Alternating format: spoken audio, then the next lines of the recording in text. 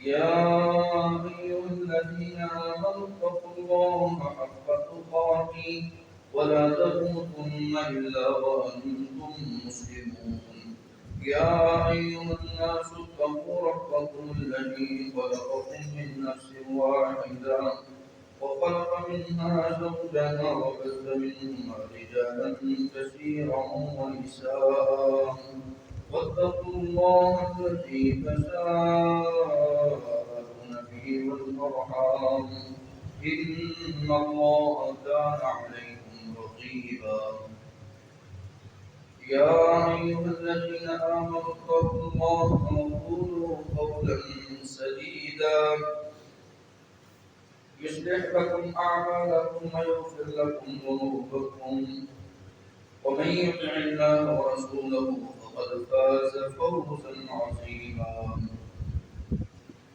أما بعد فإن خير الحديث كتاب الله وخير الهدي هدي محمد صلى الله عليه وسلم وشر الأمور محدثاتها وكل محدثة بدعة وكل بدعة ضلالة وكل ضلالة في النار. وقال الله تبارك وتعالى في القرآن المجيد: بسم الله الرحمن الرحيم إنا نحن نزلنا الذكر وإنا له لحافظون. وقال النبي صلى الله عليه وسلم: خيركم من تعلم القرآن وعلمه.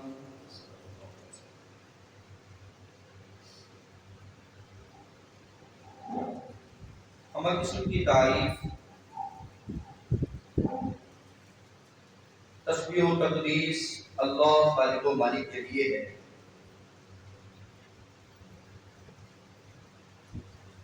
جس مالک نے ہماری رشد و ہدایت کے لیے نوشتہ ہدایت کو نازل کیا ہے۔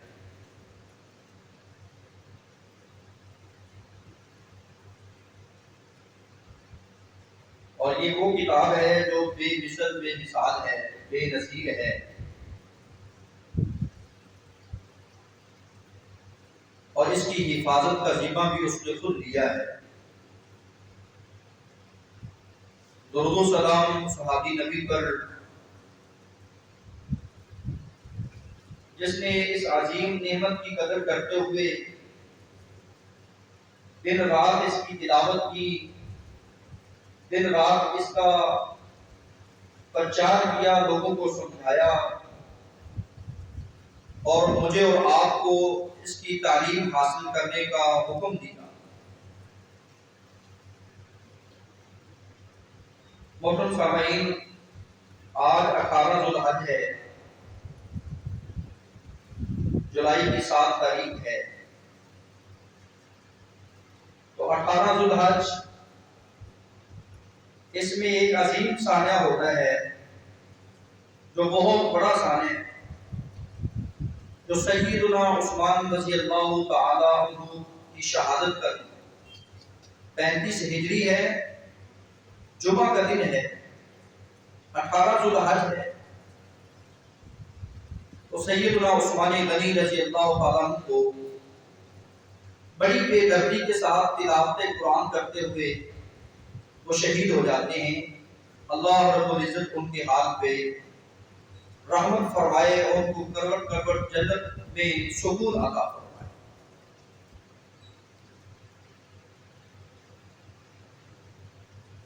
اور اسی مہینے میں 10 ذوالحج کو کسی غیر ملک میں ایک بہت گھٹیا ترین حرکت کی جاتی ہے، مسلمانوں کے دل کی بیداری کی جاتی ہے۔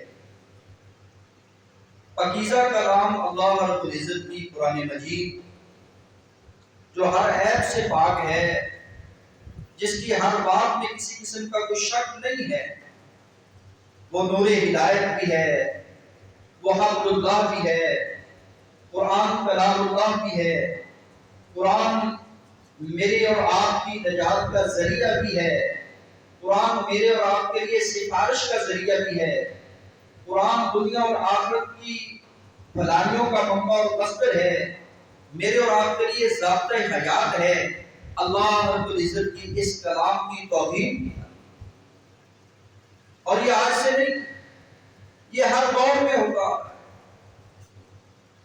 لیکن قرآن مجید کو مٹانے والے اس دنیا سے مٹ گئے، قرآن مجید کو مٹانے والے اس دنیا سے مٹ کے اس کی ایک زبر اور ایک زیر بھی نہیں کرتے۔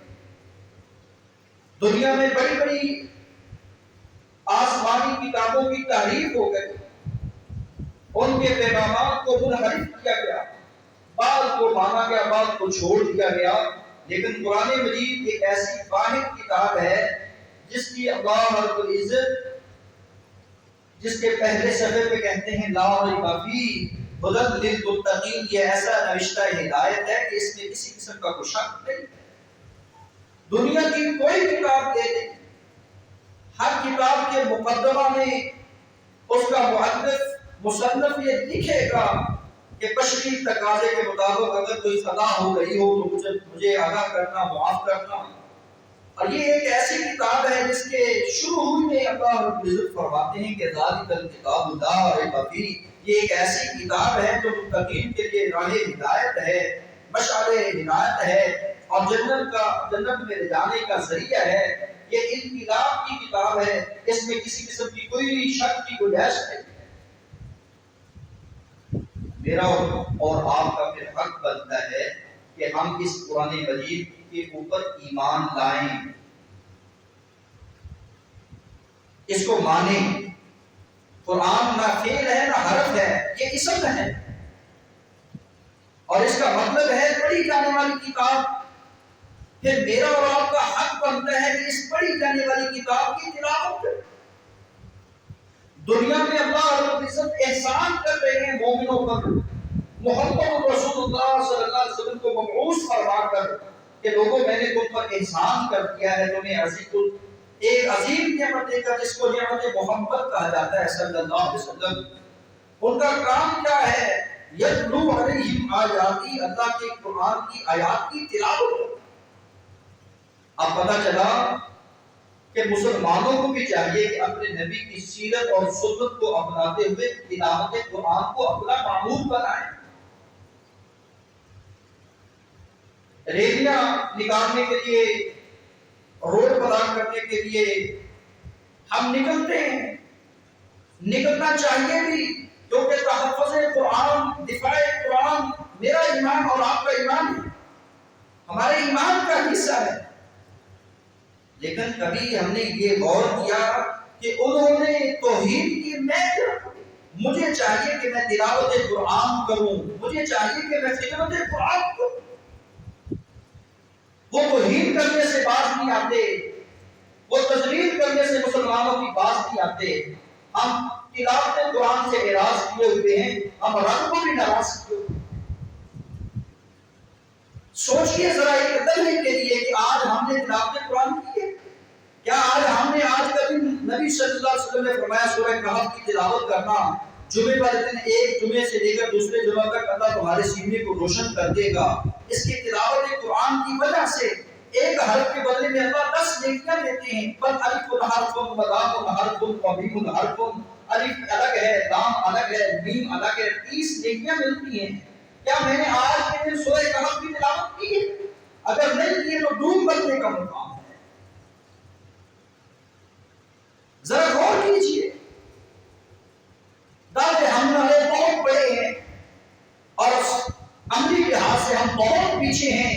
ہم دشمن کو موقع دیتے ہیں، ہم غیر مسلم ہیں ان کو یہ موقع دیتے ہیں کہ وہ تو کہتے ہیں کہ قرآن سے دور ہو چکے، ان کی غیرت ایمانی چھن چکی ہے، آپ جس طرح چاہو جو مرضی چاہو کرتے پھرو۔ یہ کون ہے وہ بولنے والے ہیں قرآن کی وجہ سے؟ ہمارا تعلق وہ تعلق نہیں رہا جو صحابہ کرام رضوان اللہ علیہم اجمعین کا تعلق تھا۔ ہمارا قرآن سے وہ واسطہ ابھی نہیں پڑا۔ وہ کہتے کہ ہم 10 آیات پڑھتے، جب تک ان کو سیکھ نہ لیتے، ان کو عمل نہ کر لیتے، اگلی 10 آیات نہیں پڑھا کرتے تھے۔ یہ صحابہ کا طرز عمل تھا۔ کیا میں نے غور کیا ہے؟ کیا میں نے اس بات پہ توجہ دی ہے کہ میں کیا کرتا ہوں؟ جس کو اللہ کہتے ہیں یہ کلام اللہ ہے، اور اصطلاحی تعریف بھی اس کی یہی ہے کہ ہوا کلام اللہ تعالی المنزل علی محمد المتعبد بتلاوتہ. یہ کلام ایسا کلام ہے، لوگوں نے کہا شاعر، یہ شاعر کا کلام، یہ توہین امیز الفاظ. لوگوں نے کہا یہ مجنون کا کلام، توہین امیز الفاظ، توہین رسول بھی ہے، توہین رسالت بھی ہے، توہین قرآن بھی ہے. اللہ فرماتے ہو کہنے والوں تمہارا نام و نشان ہٹ جائے گا، تم شاعروں کے دیوانے ہوگے، تم خود مجنون ہوگے. یہ تنزیل من رب العالمین ہے، یہ اللہ رب العزت کی طرف سے نازل کردہ کتاب ہے. اور وَلَوْ تَقَوَّلَ عَلَيْنَا بَعْضَ الْأَقَاوِيلِ لَأَخَذْنَا مِنْهُ بِالْيَمِينِ. میں محمد رسول اللہ پر اس کلام کو نازل کرتا ہوں بذریعہ جبریل، اور وہ ان کے سینے پہ آتی ہے، پھر ان کی زبان پر اس کا صدور ہوتا ہے، وہ اس کی تلاوت کرتے ہیں، پھر آپ کے سامنے تلاوت قرآن کا آپ کو درس دیتے ہیں. اور آپ اگر اس کی تلاوت کرتے ہیں یا کرواتے ہیں، المتعبد بتلاوتہ، اس کی تلاوت کرنا ایک اہم ترین عبادت ہے. نماز پڑھنا عبادت ہے، تلاوت قرآن کرنا بھی عبادت ہے. نماز میں قرآن اگر نہ ہو، سورہ فاتحہ نہ پڑھیں، تلاوت قرآن نہ کریں، تو آپ کا قیام نہیں ہے. آپ کی نماز قرآن کے بغیر ادھوری ہے، نامکمل ہے. جب میری نماز ہی قرآن کے بغیر مکمل نہیں، تو پھر میں قرآن سے کوسوں دور کیوں ہوں؟ قرآن کی فریاد کیا ہے؟ بس ہم نے اس کتاب کو ثواب کی کتاب سمجھ کر الماریوں کی زینت کر دیا ہے، لائبریریوں کی زینت کر دیا ہے، بڑے بڑے مکتبوں کی زینت پڑا ہوا ہے. یہ قرآن مصحف کی صورت.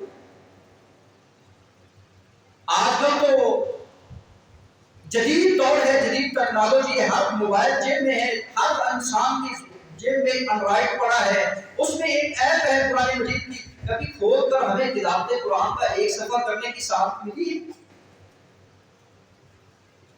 سننے کی سعادت ملی ہے، جس کے پڑھنے سے گھروں میں برکتیں آتی ہیں، شیطان بھاگ جاتا ہے، اللہ رب العزت کی رحمت کا نزول ہوتا ہے. آج اس کو ہم چھوڑے ہوئے، گھروں سے بیماریاں بھی جاتی، گھروں سے تکالیف بھی جاتی، گھروں سے بے برکتیاں بھی جاتی، گھر قبرستان بنے کرنے چلے ہیں ہم احتجاج لوگوں کو منہ دکھانے کے لیے. ذرا غور کیجیے اپنے آپ پہ، کیا یہ منہ، یہ الفاظ ہمارے اس قدر قابل ہیں کہ ہم ان کو جواب دے سکیں؟ ہمارا ایمان ہے، قرآن رب کا کلام ہے، ہونا بھی چاہیے، لیکن اس کی عزت کرنا، اس کا احترام کرنا، اس کی تلاوت کرنا، یہ بھی ہم پہ فرض ہے. قرآن آیا ہے تلاوت کے لیے. اللہ رب العزت فرماتے ہیں لوگوں تلاوت کرو جس طرح اس کی تلاوت کرنے کا حق ہے. لوگوں قرآن کو سمجھ کر پڑھو. افلا یتدبرون القرآن ام علی قلوب اقفالها. کیوں نہیں تم قرآن پہ غور کرتے؟ کیا تمہارے دلوں پہ تالے لگ چکے؟ واقعی ہی دلوں پہ تالے لگ چکے ہیں. قرآن کو ہم نے قرآن سمجھ کر پڑھا ہی نہیں ہے. جب بھی پڑھا ہے بس دکان کی خیر و برکت کے لیے پڑھا ہے یا دنیاوی اغراض کے لیے پڑھا ہے. جی آج کیا پڑھ رہا تھا؟ جی یاسین پڑھ رہا ہوں تاکہ آج کا زیادہ آ جائے.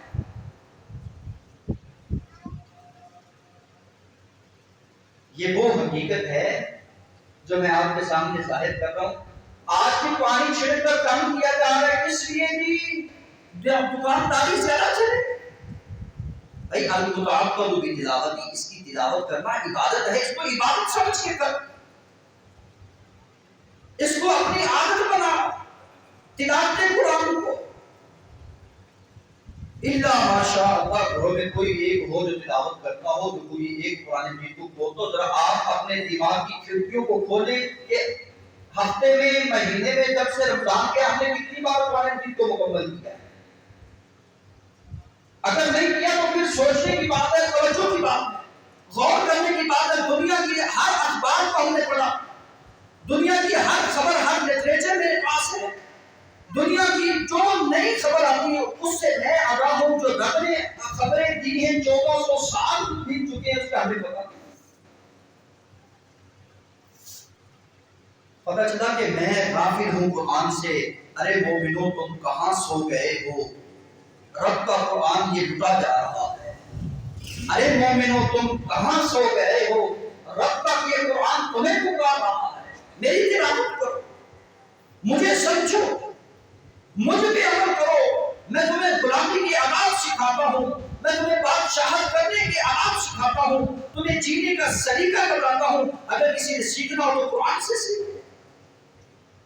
اللہ رب العزت مجھے اور آپ کو زیادہ سے زیادہ قرآن مجید کے ساتھ تعلق کو مضبوط کرنے کے اللہ توفیق عطا فرمائے۔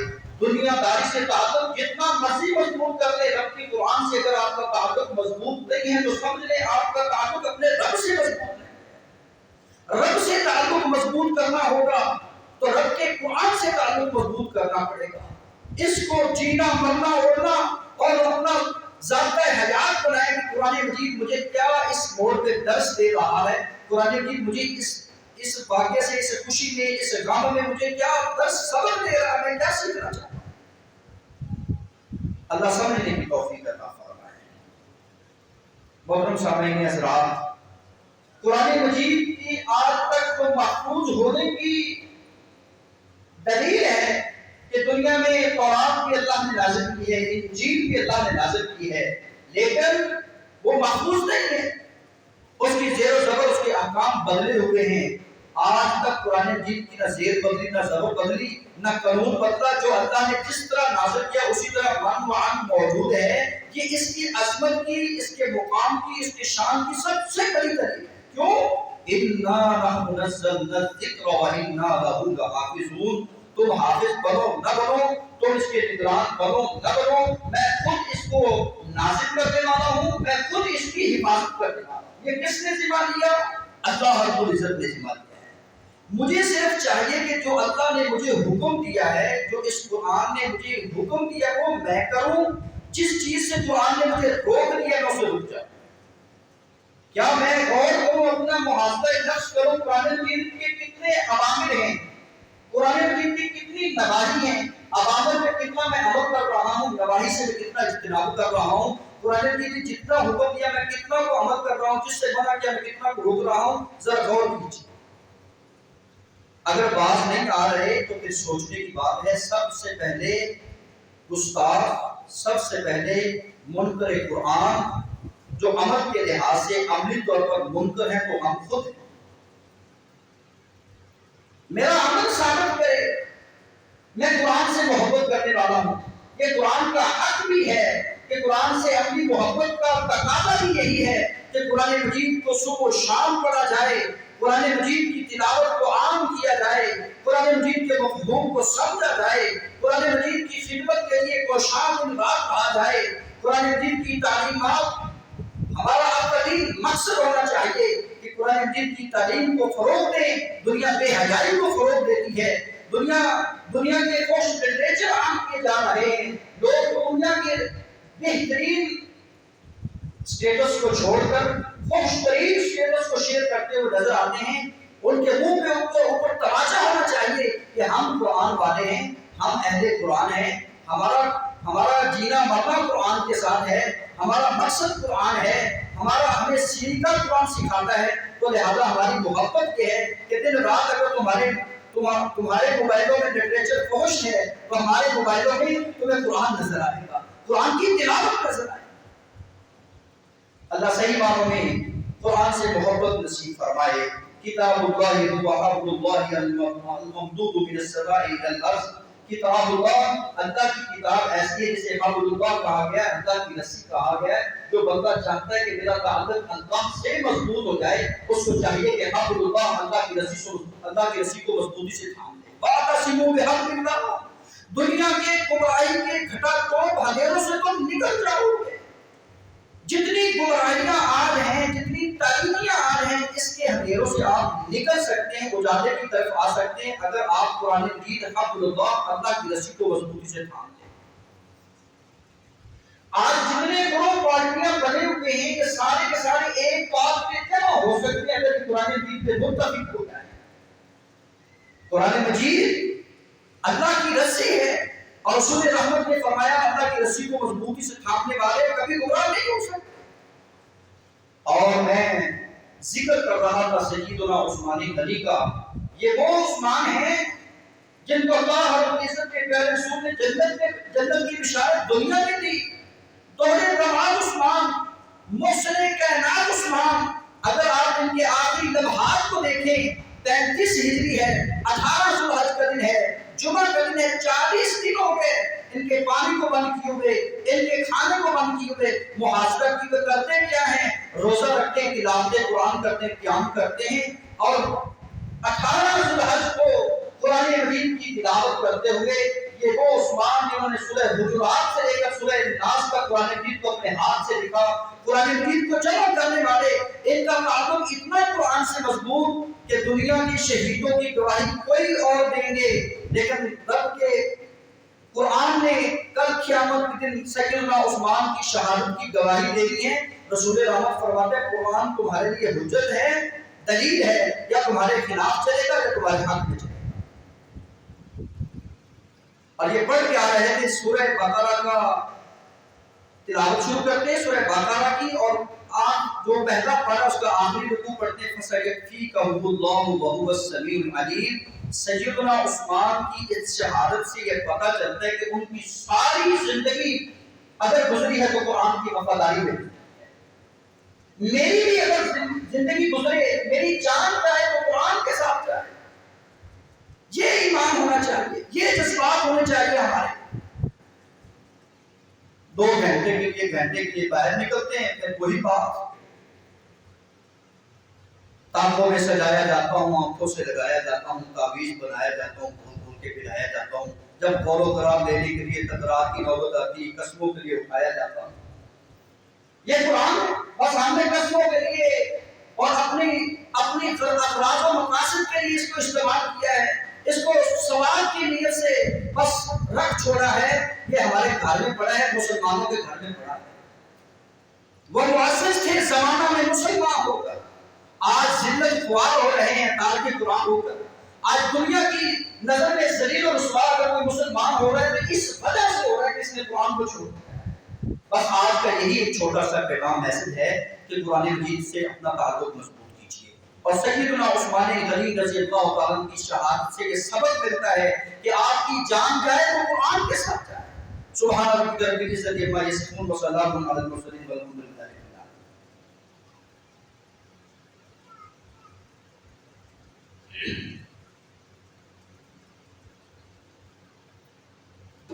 الحمد للہ نحمده ونستعینه ونستغفره ونعوذ باللہ من شرور انفسنا ومن سیئات اعمالنا من يهده الله فلا مضل له ومن يضلل فلا هادي له ونشهد ان لا اله الا الله وحده لا شريك له ونشهد ان محمدا عبده ورسوله اما بعد فاعوذ بالله من الشيطان الرجيم بسم الله الرحمن الرحيم يا ايها الذين امنوا اتقوا الله وقولوا قولا سديدا يصلح لكم اعمالكم ويغفر لكم ذنوبكم ومن يطع الله ورسوله فقد فاز فوزا عظيما۔